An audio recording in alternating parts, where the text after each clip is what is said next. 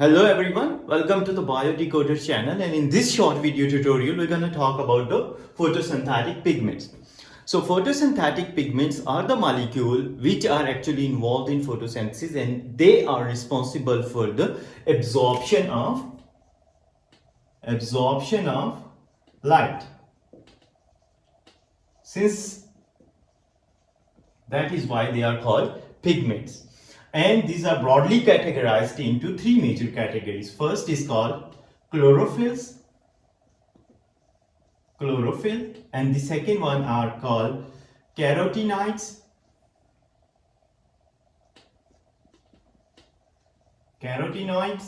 and the third one is called phycobilins. So these are three major categories of the plants pigments. So these actually are further divided into chlorophyll A, and then we have chlorophyll B. Likewise, these are divided into xanthophylls and these are divided into carotenes. Okay, and these phycobilins are called phycocyanins, and the second class is called phycoerythrins. So these are major categories of the plant pigments. Chlorophyll A and chlorophyll B, their main function is to absorb the light, and then in some cases, most of these pigments are called accessory pigments. That they are not mainly involved in excitation of electron and in transferring the electron. But this pigment, which is called chlorophyll A, is the main pigment which is actually responsible for electron excitation. So this is called the reaction center, and it is involved in all the important or vital processes of the photosynthesis. So here's the brief illustration of structure of chlorophyll. So it is divided into two major parts. One is called head. So this portion is called head, and this portion is called, that's actually long phytal tail, is called tail. So this is called head region, and this is called tail region. So imagine that you have a balloon filled with the air. So this is a balloon and this has a tail. So what is the function of balloon? What the tail does in the balloon, it kind of you can hold that balloon so it don't fly away from your hand. So likewise, the tail in the chlorophyll molecule is responsible for anchoring that chlorophyll molecule inside the membrane. Okay, so since the membrane, this chlorophyll molecule and all the other pigments are present in thylakoid membrane, so this tail actually hold that chlorophyll molecule inside the phospholipid bilayer. Okay, so lipid bilayers, since I am saying lipid bilayer, so it means the tail is hydrophobic. As you know, that dissolve principle of the chemistry. So tail is kind of hydrophobic. It means that like balloon, as I mentioned, the tail holds the chlorophyll molecule inside the membrane, and the head, which is also called hydrophilic, like water loving,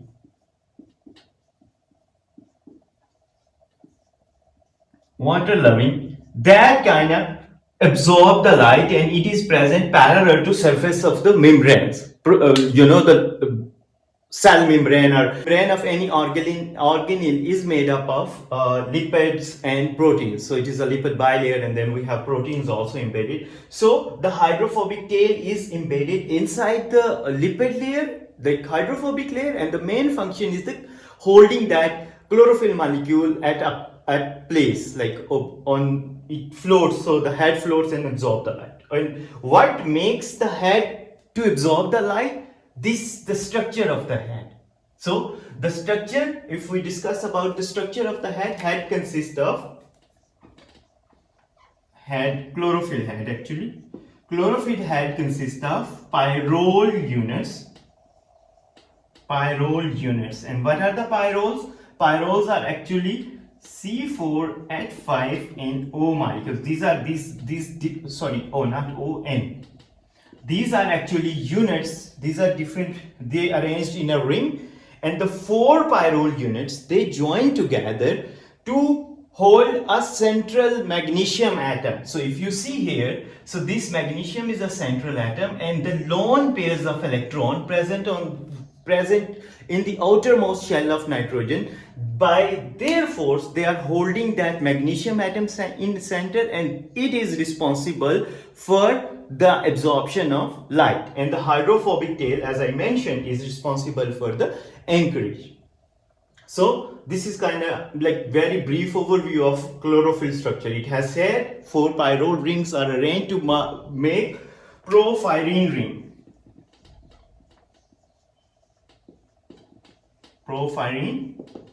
ring. So when the 4 pyrrole units they arrange in a one structure, they make the head. It is called porphyrin ring.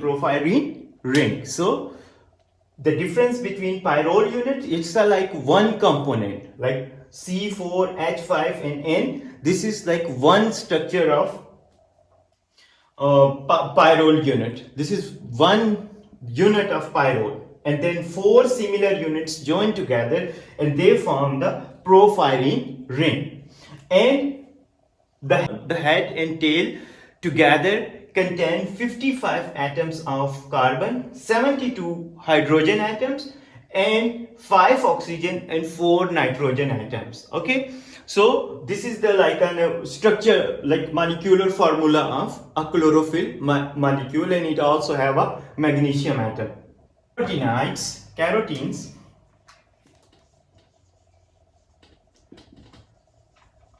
So carotenes, they are how these carotenes and xanthophylls, they are differentiated between one another, between one another. So xanthophylls are pure hydrocarbons. Pure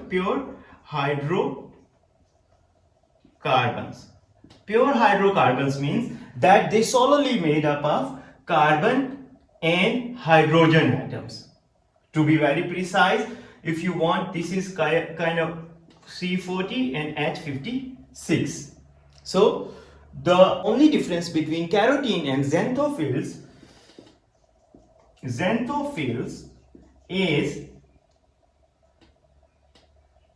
is that the carotenes are pure hydrocarbons, but the xanthophylls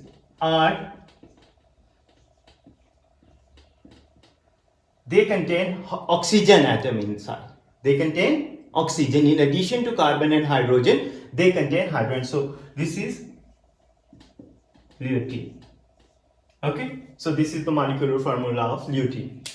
So the only difference between carotenoids and xanthophylls is the presence of oxygen, and another difference between chlorophyll A and the chlorophyll B.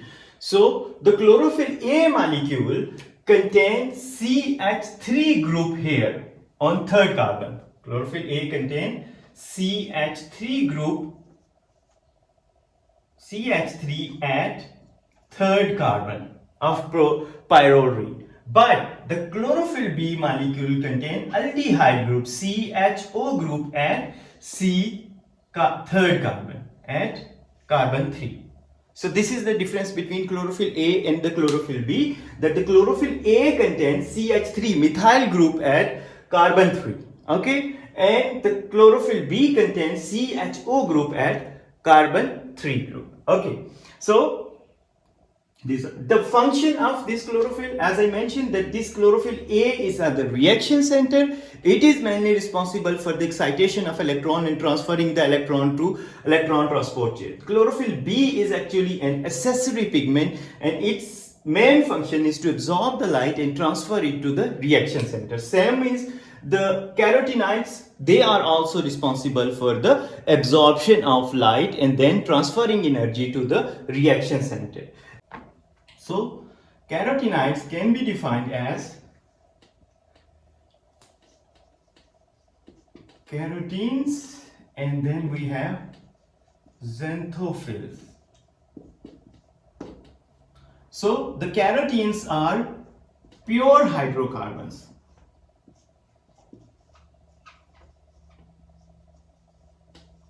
And these contain, in addition to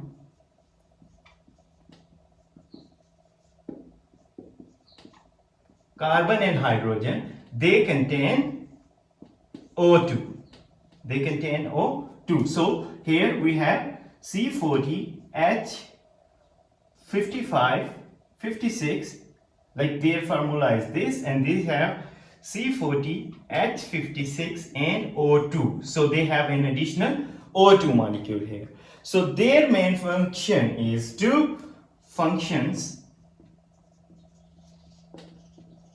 number one, to absorb the light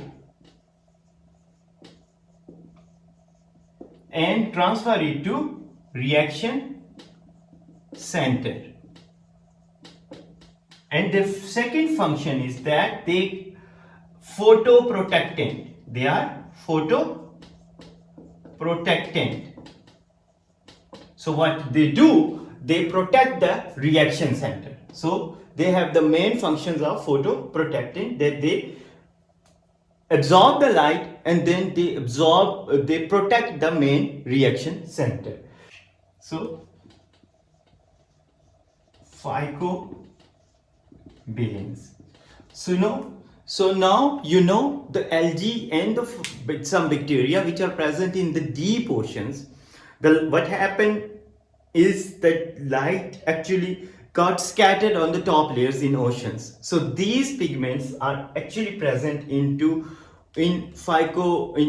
different these algae. So they can actually absorb the light and then they transfer that light to the reaction center, and that is why the algae and the fungi and the bacteria which are present into the deep oceans, they still manage to do photosynthesis despite living in deep darker oceans, because they have phycobilin proteins. Okay, so these are of two types: